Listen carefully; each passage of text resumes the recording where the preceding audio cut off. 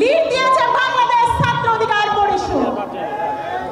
কিন্তু এই নতুন তৈরিকৃত যে একটা দল হচ্ছে, তারা বাংলাদেশ ছাত্র অধিকার পরিষদকে মাইনাস করতে চাচ্ছে।